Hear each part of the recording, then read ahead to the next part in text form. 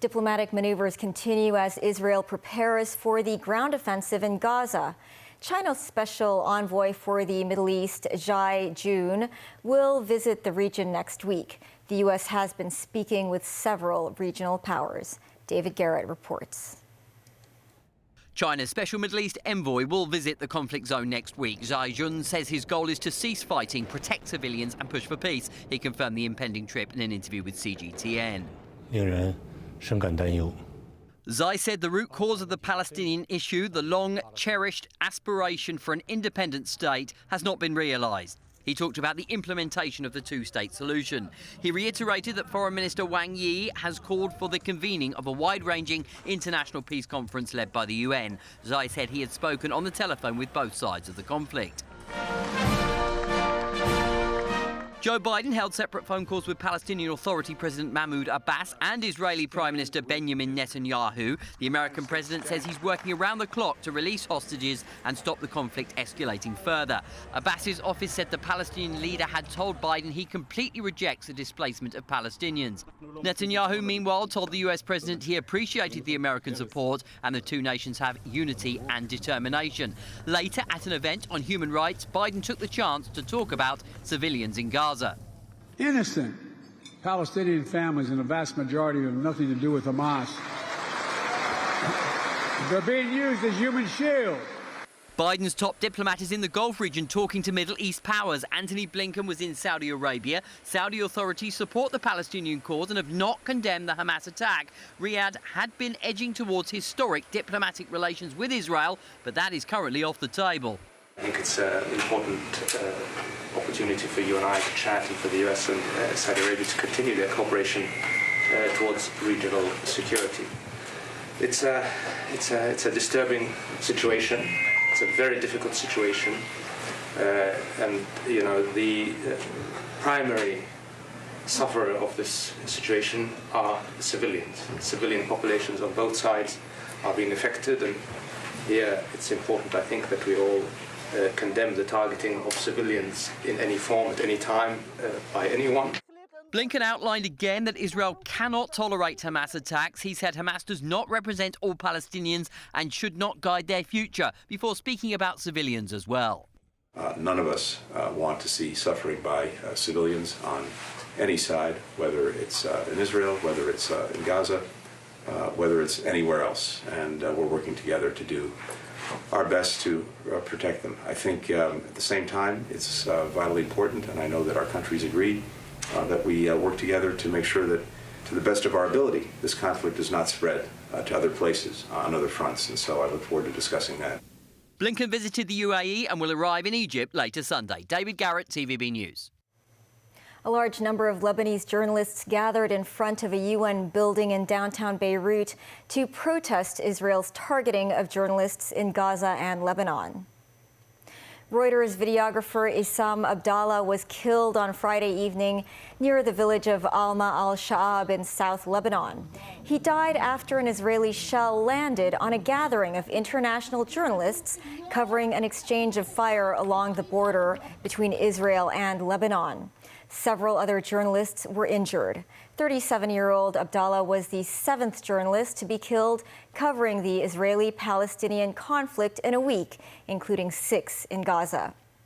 He had worked for Reuters in Beirut for 16 years. Thousands of pro-Palestinian demonstrators gathered in various cities around the world, with many of them in pro-Israeli Western capitals, such as London and Washington, D.C. David Garrett has more. This was the scene in Sydney Sunday as citizens took to the streets to show their support for Gaza. Protesters clapped speeches, cheered and waved the Palestinian flag. They said they all came for the same reason, to highlight the Palestinians' plight and stop Israel's war on Gaza. Our media doesn't show two sides, I feel. Our government here have to see both sides. There is innocent people in Gaza and there is innocent people the other side. Fight is not gold. Peace, peace. Want a peace. There were similar rallies across the globe. In West Bengal, in India, there were numbers as far as the eye could see. This rally called for an end to the blockade of Gaza and called Israel's treatment of the Palestinians an apartheid. There were huge crowds outside the Hagia Sophia in Istanbul, and one of the Turkish president's children was among the marchers. There was a family atmosphere, but protesters booed a McDonald's restaurant as they passed it because of a perceived affiliation between Israel and America. They mourned those killed in Gaza and called them martyrs. Thousands gathered in London, as they did in the French capital Paris and Frankfurt in Germany. Here in the UK, they descended on Trafalgar Square. Tourists looked on as the streets were crammed. This Jewish woman said she stands with the Palestinians. Palestinians have been screaming for decades about this, and no one was listening. And in our silence, they experience violence on a daily basis. Former opposition leader Jeremy Corbyn, a prominent voice on the issue in the UK, was one of many key speakers at the rally. You are prepared to come out in support of Palestine, of justice, in support of law, in support of what is right, in support of peace. The White House has been Israel's biggest supporter since the Hamas attack a week ago. Outside the gates of the presidential residence, demonstrators gathered to show their displeasure at American foreign policy. The numbers were smaller here than in other countries, but voters were keen to tell the US government they must do all they can to protect civilians in the conflict. David Garrett, TVB News.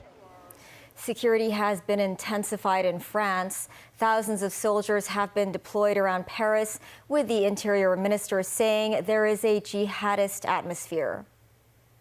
7,000 extra security personnel have been placed around prominent locations such as the Eiffel Tower.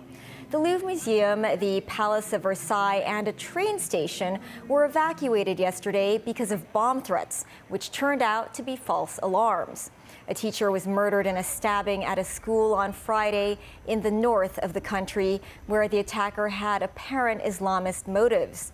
The upgrade in surveillance comes as France hosts the Rugby World Cup and prepares for the Olympics next year.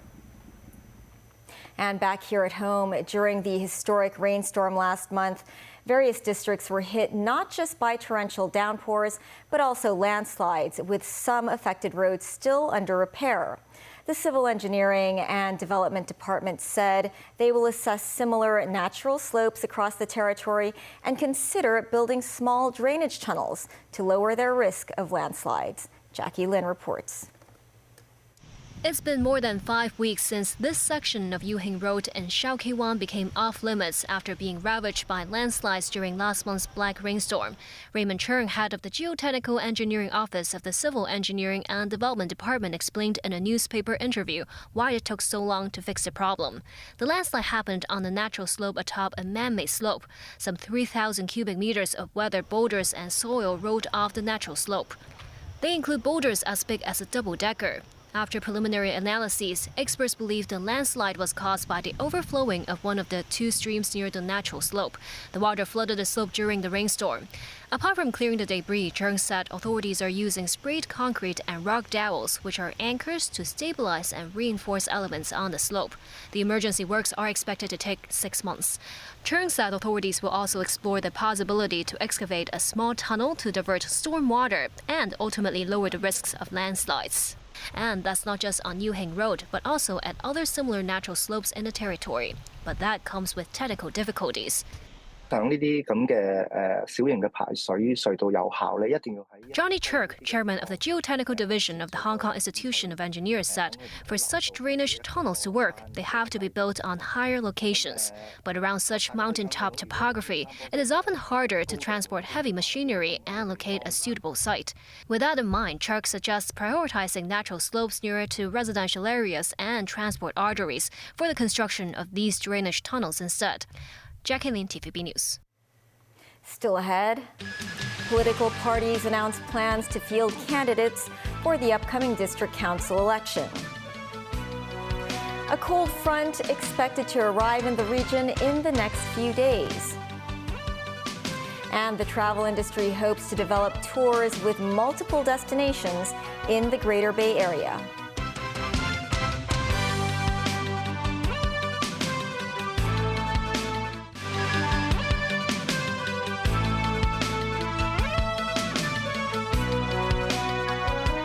Welcome back. The 2023 District Council ordinary election is slated to be held in December. As the nomination period is set to kick off next Tuesday, various political parties have announced their plans to field candidates. Jackie Lin reports. After the blistering defeat in the previous district council election, the city's largest pro-establishment party, the Democratic Alliance for the Betterment and Progress of Hong Kong, is making a comeback this time. It's fielding more than 100 candidates encompassing all 44 directly contested geographical constituencies. Party chairman Gary Chan expects intense competition, as it will be the first district-level polls after the electoral overhaul. Chan said compared with sending just 10 hopefuls at the Legislative Council election, there is way more pressure to support aspiring councillors for all constituencies this time. In constituencies with a weaker support base, Chan said they will send more renowned party members to campaign for the candidates. The second largest party at the legislature, the Business and Professionals Alliance for Hong Kong, said they will line up a few candidates in the upcoming district council election. As Chairman Lo Wai-kwok said, he hopes residents will support those who truly love the country and serve the community. The Federation of Trade Unions, meanwhile, is sending 46 members to run in the district council polls. Among them, 25 would jostle for directly elected seats. Its chairman Stanley Ng said healthy competition at the polls would ultimately benefit the people. Meanwhile, Democratic Party, Hong Kong's main surviving opposition party, would field 6 candidates instead of the previously expected 8. When asked how the party could prove the candidates' patriotic sentiment, Party Chairman Lo Kin-hei said there's no way they could influence the judgment of individuals, but they are doing their best. Lo added they have provided personal information, policy platforms of their candidates, and proposals to the policy address for the scrutiny of the 3 district-level committees. The Hong Kong Association for Democracy and People's Livelihood, which mainly caters to grassroots interests, is sending 2 hopefuls to run in the polls. Jackie Lin, TVB News. Temperatures in Hong Kong are expected to fall in several days' time. Earlier today, many people went to the Central Harbour Front to enjoy their day off. Many still wore summer clothes and lined up for ice cream. However, the observatory says a strong northeast monsoon is expected to affect the coast of Guangdong in the next few days, bringing windy weather to the region. A cold front is also expected to reach South China in the latter part of the week. The lowest temperature in the urban area is forecast to be 22 degrees Celsius. Secretary for Culture, Sports and Tourism Kevin Yeung said authorities plan to complete the revitalization project for Temple Street by next month. Yeung's comment came after the government launched the Night Vibes Hong Kong campaign in September to boost the city's night economy. Mimo Singhai reports. As part of the initiative to promote the city's night economy, the government plans to revitalize Temple Street in Yau Ma Tei, a street that is famous for performances and cheap merchandise. Speaking on a TVB program, Secretary for Culture, Sports and Tourism Kevin Yeung said authorities will complete the revamp of Temple Street next month by introducing performances and local food stands. Yeung said that while the project will mimic the Wan Chai Harbourfront night market, operating hours for Temple Street are unlikely to extend to midnight. We need to think about residents who live near the area. The public can visit Temple Street daily, but maybe those large-scale night events should only be held on Fridays and weekends, the secretary said. When asked about whether the government will expand the project to include other streets in the city, including Ladies Market and Fa Yuen Street, Yeung stressed the importance of uniqueness. Both Ladies Market and Fa Yuen Street are special in their own ways. They are different from Temple Street, he added.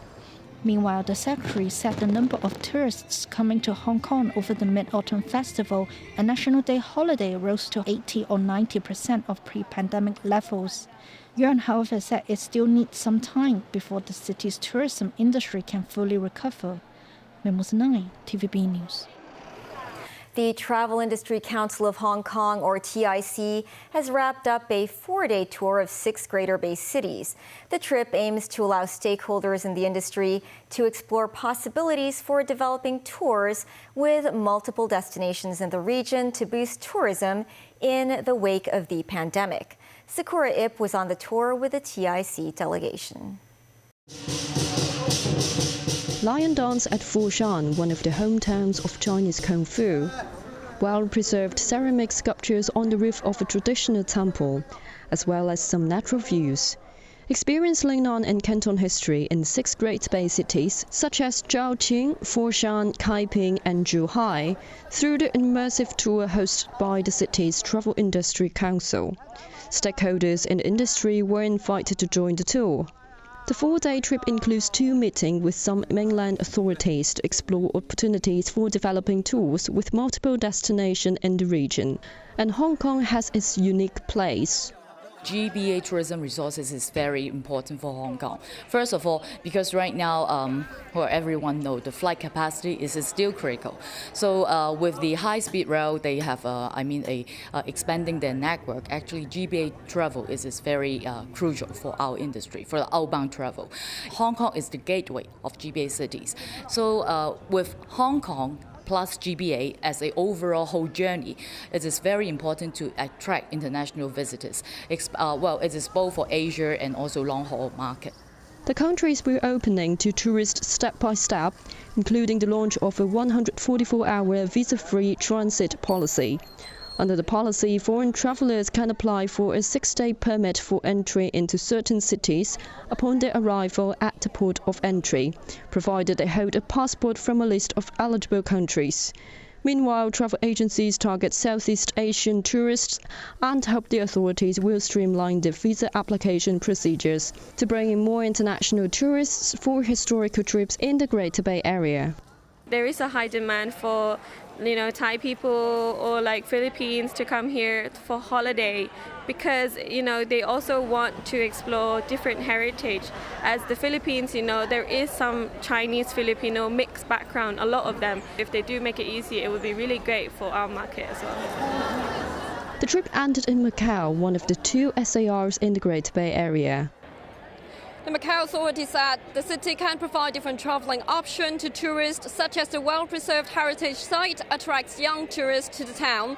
Next week, Macau will also promote the Greater Bay Area tourism in Thailand by offering tours with more neighbouring destinations on one trip. Sakura Ip, TVB News, Macau. That is the news. Thanks for watching. Enjoy the rest of your Sunday.